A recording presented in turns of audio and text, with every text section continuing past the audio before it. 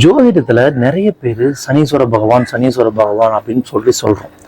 So உண்மையிலேயே சனி பகவான் அப்படிங்கிறதா உண்மையா? எதனால அந்த சனீஸ்வரன் அப்படிங்கிற பேர் வந்தது அப்படிங்கிறத பார்க்கலாமா? நிறைய பேர் இந்த நவ கிரகங்களையும் ஆன்மீகத்தையும் கனெக்ட் பண்ணி பார்க்குறாங்க.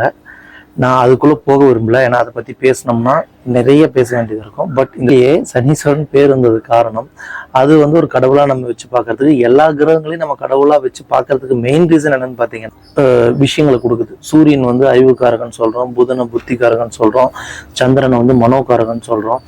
ஸோ செவ்வாயை நமக்கு உடல் வலுவை குறிக்கிற, உடல் அமைப்பு கொடுக்குற ஒரு காரகத்துவத்தை பற்றி சொல்கிறோம். இதே மாதிரி சுக்கிரனை நமக்கு ஆசைகளை உண்டு பண்ணக்கூடிய கிரகம்னு சொல்கிறோம். ஒவ்வொரு கிரகத்தையும் ஒவ்வொன்று சொல்லியிருப்பேன். இது நான் என்னோட எல்லா வீடியோக்களையும் ஒன் பை ஒன்னாக இதுக்கு உண்டான எக்ஸ்ப்ளனேஷன் கொடுத்துருக்கேன், அதை நீங்கள் பார்த்துக்குங்க.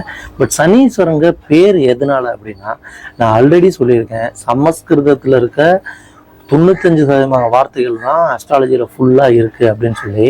சனைச்சரா அப்படின்னா மெதுவாக நகர்பவர் அப்படிங்கிற அர்த்தத்தை குறிப்பது.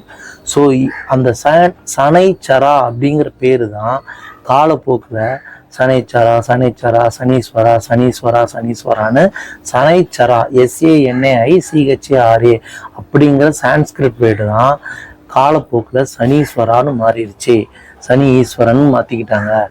ஸோ உண்மையான அதுக்கு அர்த்தம் என்னன்னா, சான்ஸ்கிரிட்ல சனைச்சரானா மெதுவாக நகரக்கூடியது அப்படிங்கிறது அர்த்தம். ஸோ இந்த இருக்கிற பிளானட்லேயே ரொம்ப மெதுவாக நகரக்கூடிய கிரகம் எதுன்னு பார்த்தீங்கன்னா இந்த சனி பகவான் தான். சனி கிரகம் தான் ரொம்ப சேட்டன் கிரகம் தான், ரொம்ப ரொம்ப மெதுவாக நகரக்கூடியது. அதனால இதுக்கு சனைச்சரான்னு பேர் வச்சாங்க.